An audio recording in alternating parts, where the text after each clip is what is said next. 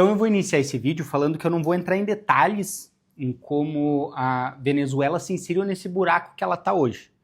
Eu fiz um vídeo há alguns meses atrás específico que mostra desde a época lá do Hugo Chávez, quando ele assumiu, em como ele transformou a Venezuela em uma das possíveis potências mundiais, principalmente falando em petróleo, para um dos países mais miseráveis do mundo. Eu vou deixar esse vídeo fixado aqui nos cards para caso você queira ver. Eu também não vou falar da operação militar que os Estados Unidos fez, né, conseguindo realizar tudo em 47 segundos e como que foi a captura dele, porque realmente não é minha especialidade.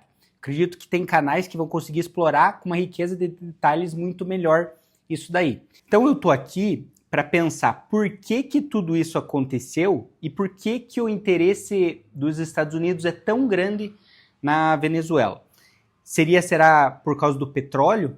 Vamos entender esse ponto de vista, porque assim, hoje os Estados Unidos são de longe os maiores produtores de petróleo no mundo. Será que eles iriam querer fazer toda essa manobra por causa de campos de petróleo para exploração? Ou será que seria por causa dos metais preciosos que tem dentro da Venezuela, como minas de prata, de ouro e de terras raras? Será que teria interesses secundários até na quantidade de Bitcoin que a Venezuela tem hoje? Se a gente for somar, a reserva da Venezuela desse ativo corresponde a quase 3% do supply de Bitcoin existente. Se a gente for ver, são quantidades maiores que até o Michael Saylor e a BlackRock possuem hoje. Bom, então existem várias teorias, eu quero explorar algumas delas aqui com vocês e falar também o que realmente eu acredito que foi o fator determinante para essa invasão. Vamos lá então. A Venezuela é esse país frequentemente definido pela instabilidade política que eles têm, os desafios econômicos, tensões geopolíticas, mas também ele é um território de muita riqueza natural. Quando a gente fala de países ricos e recursos naturais, geralmente a primeira coisa que vem na nossa cabeça é ouro, prata, petróleo, e a Venezuela é um conglomerado de tudo isso, principalmente de petróleo. A Venezuela ela possui formalmente as maiores reservas comprovadas de petróleo do mundo. Tem uma estimativa de aproximadamente 303 bilhões de barris, um volume que supera os maiores exportadores tradicionais e representa cerca de 17% de todas as reservas globais do produto. No entanto, esse petróleo ele é muito pesado, precisa de um processo de extração mais complexo e também necessita de bastante refino. Só que, por tudo que vocês já sabem sobre a Venezuela, apesar de ter a faca e o queijo na mão, eles conseguiram estragar tudo que eles tinham na mão. E eles conseguem produzir hoje muito pouco, principalmente porque eles não estão abertos ao mercado mundial de petróleo, ao petrodólar, né? E note que isso é bem determinante para a continuação do vídeo. Bom, mas vamos lá. Os Estados Unidos, por exemplo, eles têm as reservas significativas de petróleo graças ao xisto. Mas o custo de produção desse xisto é relativamente alto quando a gente compara o preço do petróleo no mercado global nos momentos de preço que a gente está agora. Tem algumas pesquisas feitas que mostram que para valer a pena a extração do xisto, o preço do petróleo precisa estar pelo menos $65 por barril. Ou seja, o custo deve beirar próximo desse valor. E com o preço do petróleo nos níveis atuais de $60, isso acaba prejudicando muito os produtores americanos. E se o valor do petróleo ele precisa estar em um piso de $65 para valer a pena, por que ele está em 60? Por causa da OPEP+. A OPEP+, que é a Organização dos Países Exportadores de Petróleo, aumentou tanto em agosto quanto em novembro a produção de petróleo. Isso acabou jorrando mais petróleo no mercado e fez o preço continuamente cair. Então, basicamente, os países que fazem parte desse cartel de produção de petróleo, eles estão com um plano talvez de prejudicar um pouco os Estados Unidos. Isso é muito possível. E quem faz parte desse grupo? Os principais países são os países do Oriente Médio e também a Venezuela. Se a gente for ver, o principal país da OPEP é a Arábia Saudita. E ela sempre foi o coração do petrodólar no Oriente Médio. O petrodólar ele foi firmado nos anos 70, quando o petróleo começou a ser vendido exclusivamente em dólares. Então os Estados Unidos eles têm um acordo desde os anos 70 com os sauditas. Esse acordo garantia a proteção militar para eles e a estabilidade do país. Em troca, os Estados Unidos pedia que a Arábia Saudita criasse essa demanda estrutural por dólares, porque os países eles precisam manter reserva em dólar para comprar esse petróleo, essa energia durante todos esses anos. Então o dólar teve muito uso fora do território americano. Então os Estados Unidos dava toda essa segurança e estabilidade para países que historicamente são instáveis, e em troca ele pedia que esses países fizessem as transações de petróleo, que era o principal segmento de exportação desses países, em dólares. Porém, nos últimos anos, começaram a aparecer algumas vulnerabilidades dentro desse padrão. A China quer porque quer que os contratos de petróleo dela sejam pagos em yuan. E o que a Arábia Saudita começou a fazer nesses últimos anos? Ele começou a cogitar mudar seu padrão e aceitar também da China o yuan como pagamento. Isso preocupou muito os Estados Unidos, vendo um padrão de início de domínio comercial da China também sobre essa região do Oriente Médio. E dando todo esse imbróglio, como que ficam os Estados Unidos nessa jogada toda se o preço do petróleo está lá embaixo? Porque a indústria de xisto americana é gigante e está sendo prejudicada nesse momento. Então a única maneira de conseguir contrabalancear isso seria pedir para as produtoras de xisto produzirem menos. Mas isso é totalmente contra o que o Trump sempre quis, que é produzir o máximo de petróleo que puder.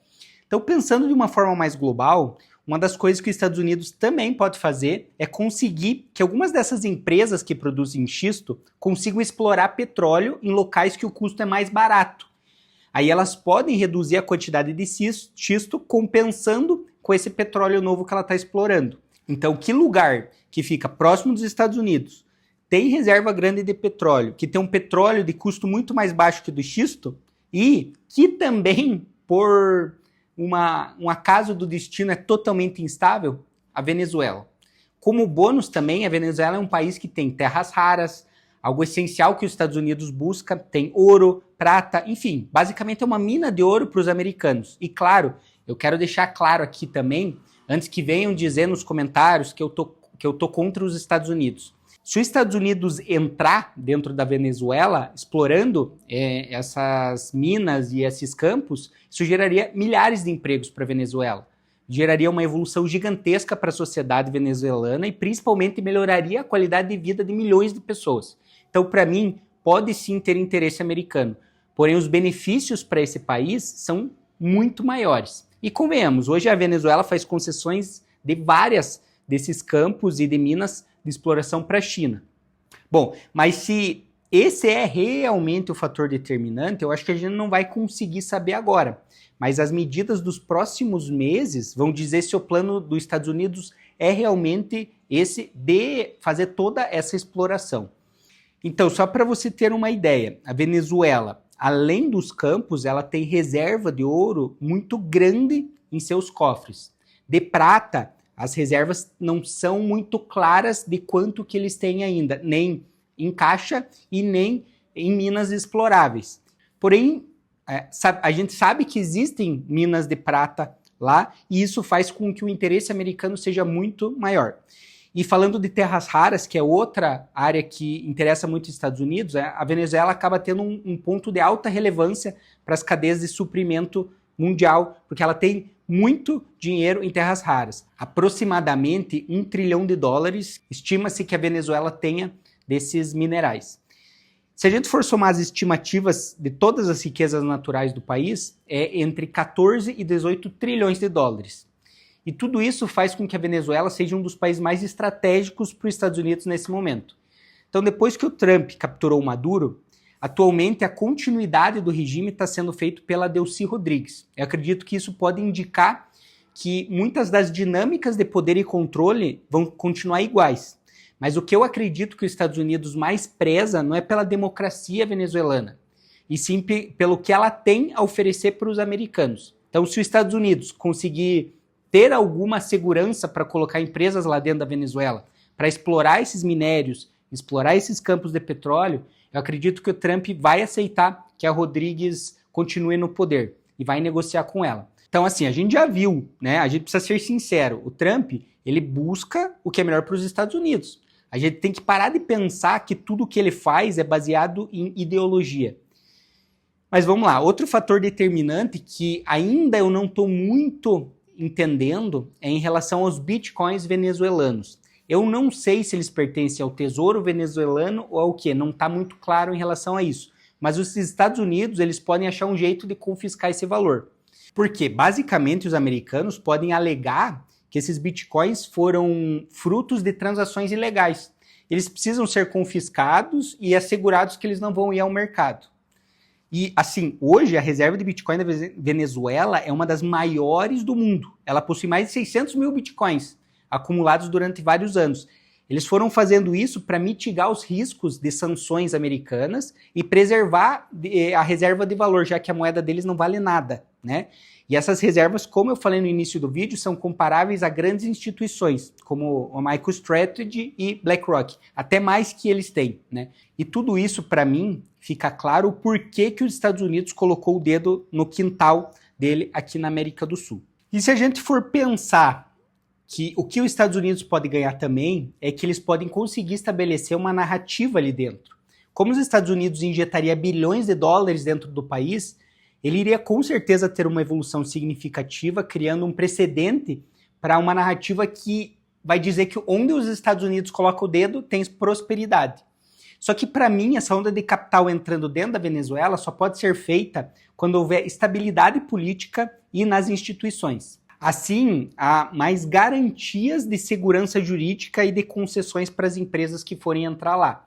E se grandes empresas de energia, mineração, tecnologia investissem em infraestrutura dentro da Venezuela, isso não significaria apenas o aumento de produção, mas talvez até uma reintegração da Venezuela em cadeias globais de comércio e valor. E eles não precisariam depender tanto do transporte de produtos ilegais. E a partir desse ponto é importante a gente posicionar essas dinâmicas em relação às moedas e o sistema financeiro global.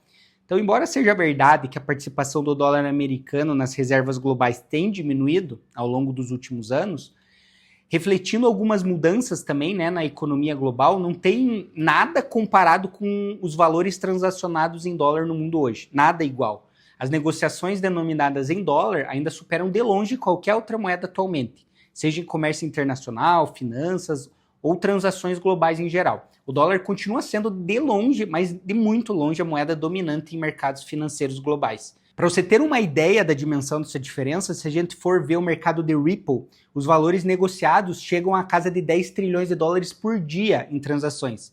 Eles refletem não apenas a profundidade do sistema financeiro americano, mas a dependência de grandes instituições em dólar para manter a liquidez diária das operações em todo o mundo, principalmente as de curto prazo.